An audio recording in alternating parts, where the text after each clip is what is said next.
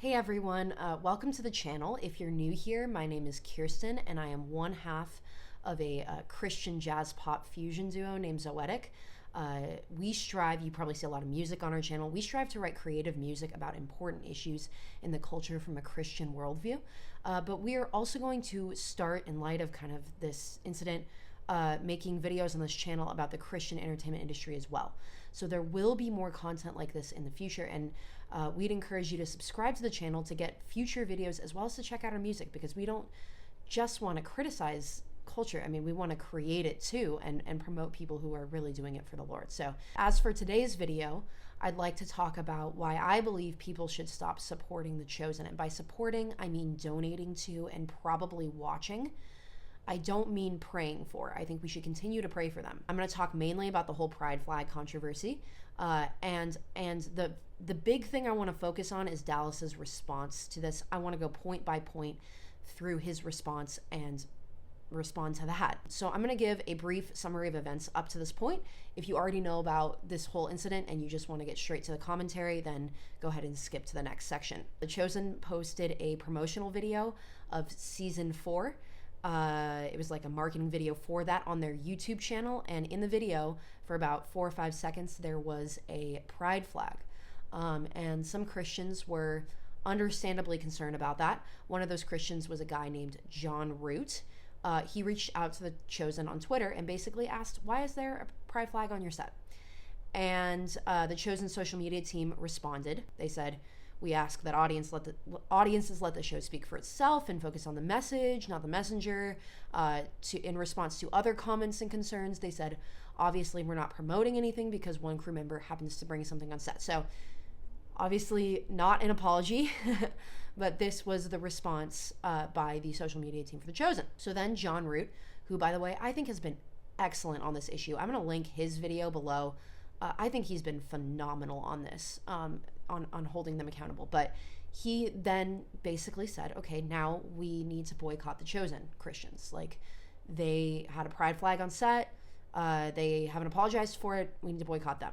Then some of the actors who played disciples on the show The Chosen had these responses. And the responses were to John Root, I guess mostly, but they were also just basically to anyone who criticized this. Anyone who's going to go at our family members for something like this is no fan of ours.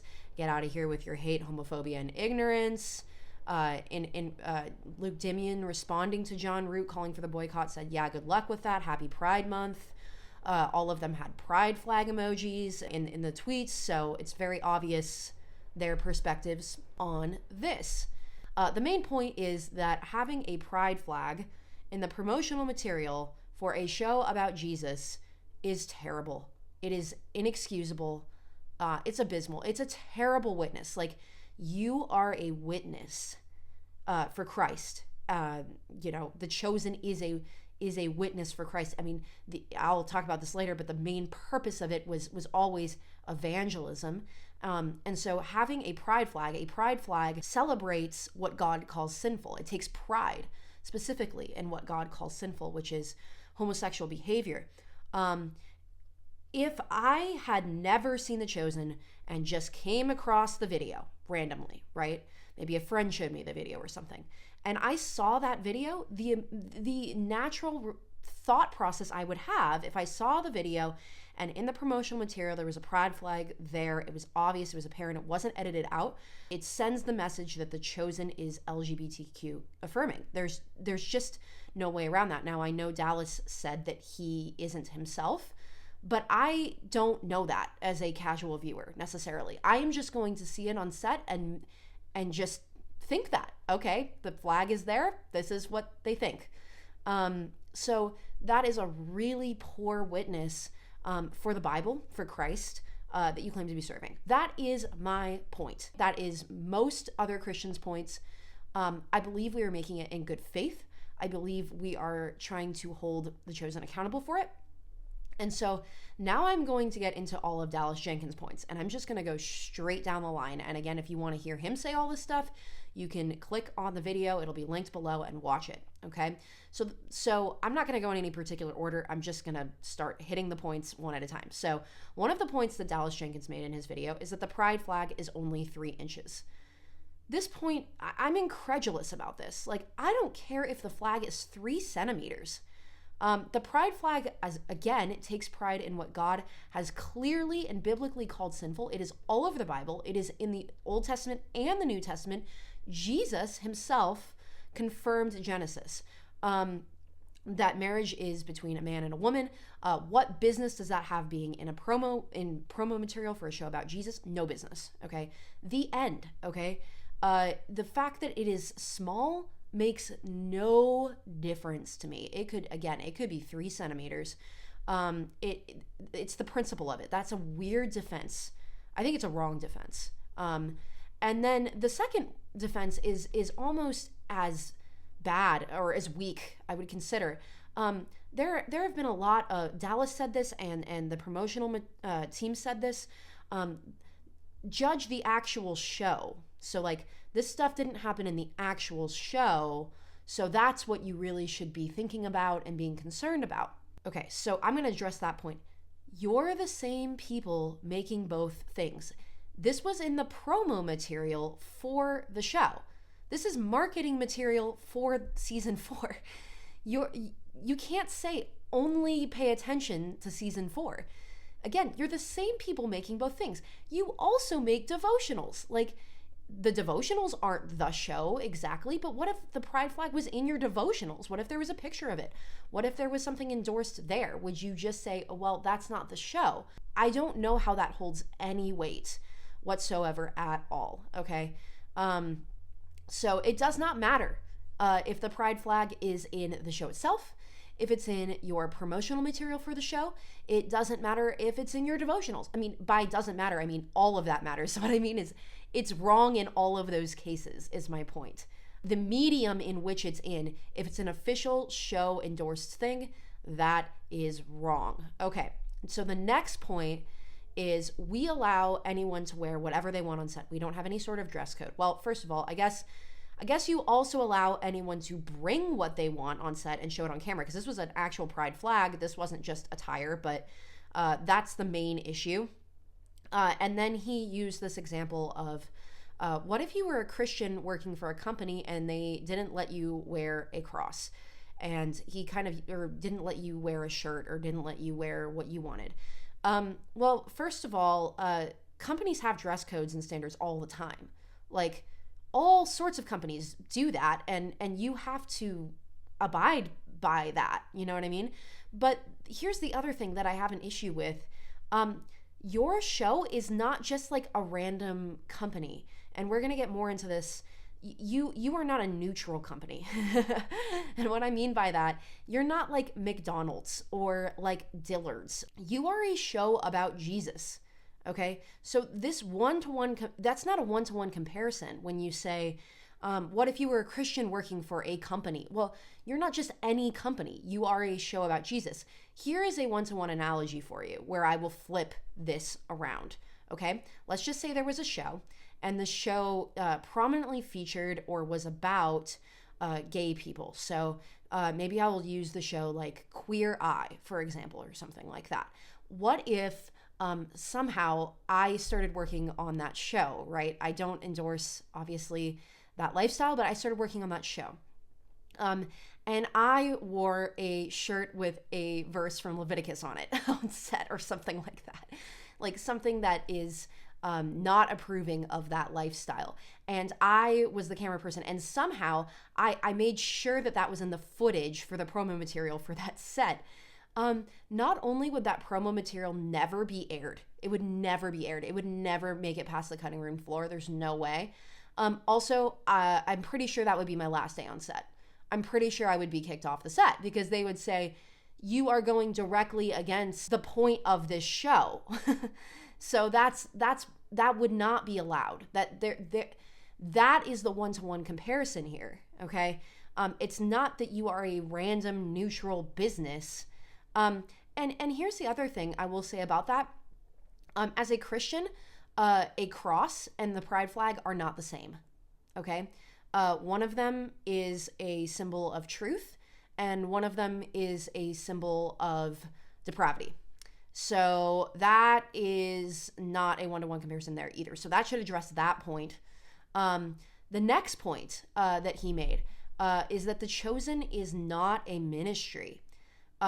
This was weird to me. I think he said, we're not even a Christian show. I don't even know what that means. Well, you're a show about the life of Christ, so is that semantics? I mean, okay, I know you don't only have Christians working on set, but then he started to talk about how it's not even a ministry. You're a show about Jesus. Like, you literally sell devotional material. Like, how are you not a ministry? If you're not a ministry, then I don't know what's a ministry.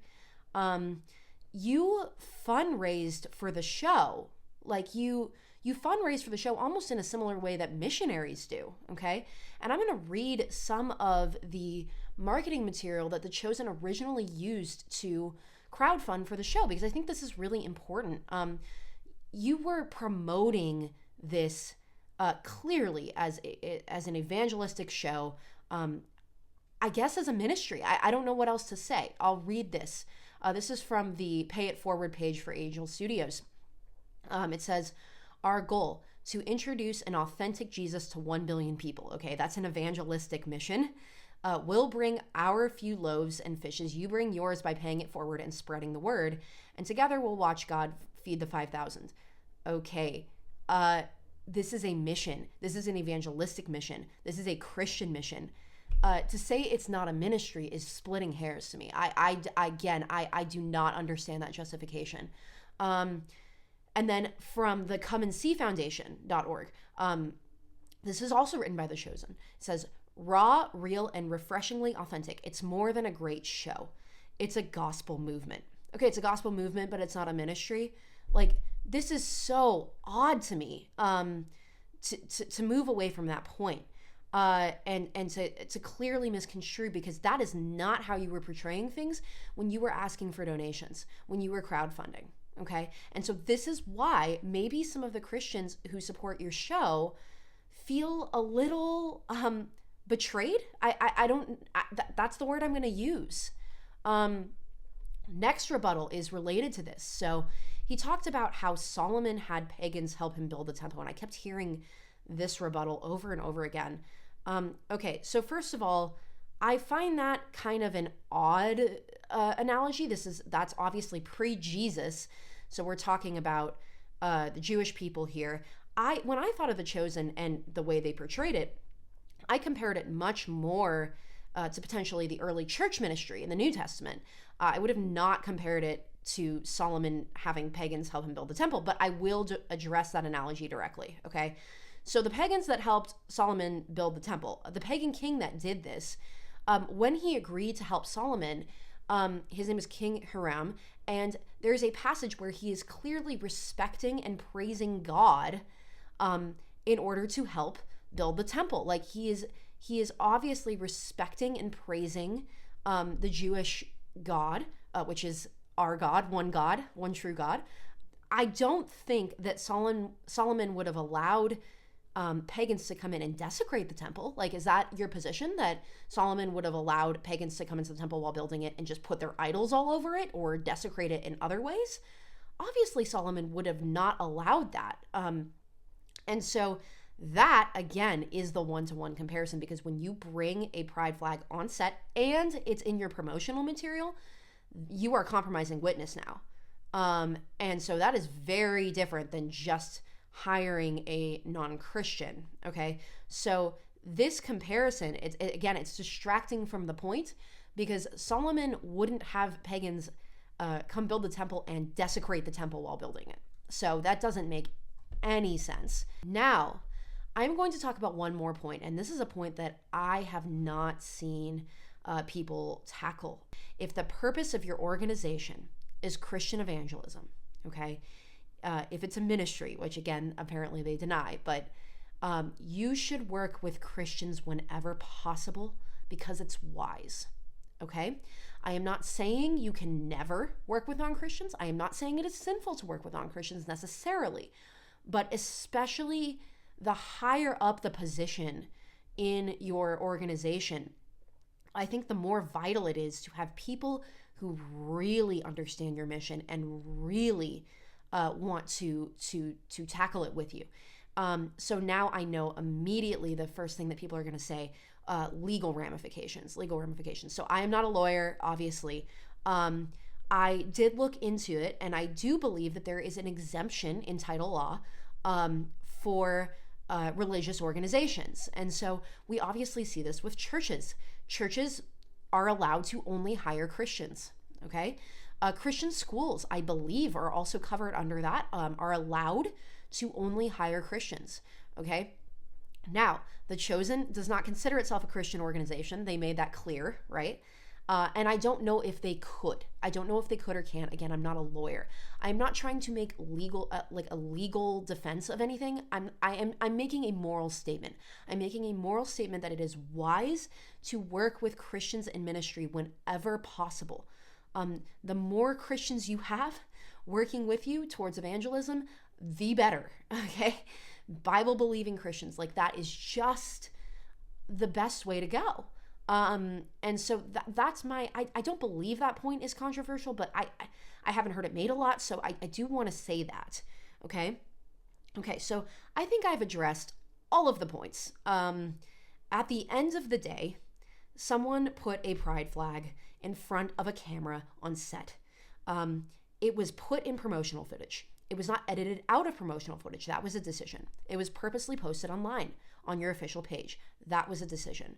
And it was defended by the social media team for The Chosen, the actors on The Chosen, and Dallas Jenkins himself, okay?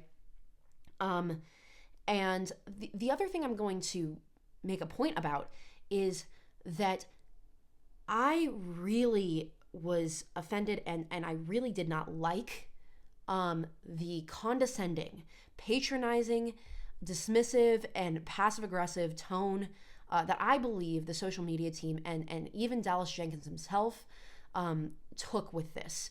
And some of the actors were just flat out rude to Christians who supported the show, that donated their money to it. These people are your fans. It is a really, really bad look. They're not just your fans, they are your supporters. They care about the show being a great witness for Christ. And the tone that was taken, it's just, it was unbelievable to me. I can't ever again, unless there is repentance. And to me, repentance looks like an apology for this stuff, taking down that video, and even potentially making structural changes within the Chosen organization. And unless that happens, and I'll be praying for that, but I can't ever again watch, endorse, or promote this show unless that occurs. It grieves me because this show is the most well-known and potentially influential show for the gospel in history. And that's why this is so important. That's why the witness is so important. So I do have two more concerns about The Chosen that don't relate directly to the pride flag. One of the things that Dallas has been very upfront about is that he hires people from all sorts of different backgrounds to work on the show. He's been very upfront and straightforward about that. And maybe some of you like me were wondering, okay, how far does that go? Like, would he just hire anybody? Like, does the background not matter at all? And so I do want to talk about, first about an actor on The Chosen. So the actor that plays John the Baptist is a man named David Amito. Okay, and the first thing I want to say is that I mean no ill will towards this man personally. This is to make a broader point about The Chosen, okay? And I'm also only going to say stuff that is publicly available on his Instagram and his IMDb. But David Amito is not just an actor. He is a director, writer, and producer. And in 2018, he wrote, directed, and produced a film called Antrium, okay? And 2018 is right a year before he started working. He became John the Baptist, or, well, he played John the Baptist on the show of The Chosen. So he he wrote and directed and did all this stuff for this film. Antrim is a horror film, and David Amito describes it himself as satanist, and he does it in this Instagram post, okay? And so Dallas Jenkins always talks about wanting to hire the best people for the job, and here, I'll give him the benefit of the doubt. Maybe David Amito did a complete 180, and 2018, he is writing and producing and directing a Satanist horror film, and 2019, he is playing John the Baptist, and he has renounced all of that, and that doesn't seem to be the case. I pray that it is. I hope that it is. And again, this is not me trying to attack him personally. I pray for him. I really do. But this is a point about The Chosen, is that, do you really think that the best person that you could have gotten to play John the Baptist in a show about Jesus is a man who in the year prior basically created a film that he describes as Satanist? I find that hiring decision really odd, and maybe that's even an understatement. Again, I don't know all the details about everything. I pray that maybe there was repentance, but that is odd to me. And so maybe some of you guys are saying, okay, but yeah, that's just the actors still. You're still just talking about the actors, okay? I want to address that too, because the second concern is not about an actor, okay? So there is a man named Brad Pello. He is I think he executive produced The Chosen, and now he is the president of The Chosen. So this is someone obviously extremely high up in that company. Brad Pello, again, I have nothing against him as a person, but Brad Pello, the president of The Chosen, is a Mormon. And this is not like some secret. He's very, very open about that. I have Mormon friends, but I do not believe that they're saved. And that's a really hard thing to say. But they are so outside of the realm of sola scriptura, outside of the realm of Christian orthodoxy. And so for a Mormon, and again, there have been things about this before with certain connections to Mormonism. It's the president of The Chosen, and I do not understand why the president, like, of a show about Jesus, is not just an orthodox Christian, and so that is highly concerning to me too. It's like, I understand that not everybody in your organization is going to have your exact belief system, but where are we drawing the line? Can we draw it anywhere? Like, I don't know if we can, and so that is going to bring me to the end of this video. Again, the last point I'll make is that some people are going to, call this cancel culture. Oh, you're canceling the church. First of all, I don't have the power to do that, obviously. But the second thing is, I want to put away this cultural thing, cancel culture, all this stuff. I want to look at it from a biblical perspective, from a biblical accountability perspective. This was done publicly. This was done, and the witness of The Chosen was compromised when this happened, the pride flag thing. And so I do believe, and it was doubled down upon again and again. So at some point, it is important for Christians to just hold them accountable, and we should be able to do that. And so that's where I'm going to end this. Again, this has really changed things for me in terms of thinking about, I guess, the Christian entertainment industry, or whatever you would call that. I consider myself to be a Christian. I'm a musician. I love the Lord. I want to serve him through my music the best way that I can. These cultural issues are important. The Bible has things to say about them. And so we're going to keep making videos about the Christian entertainment industry. So I would encourage you to like and subscribe, and just God bless everybody. I want to end it and just say, I'll be praying again for The Chosen, and God bless.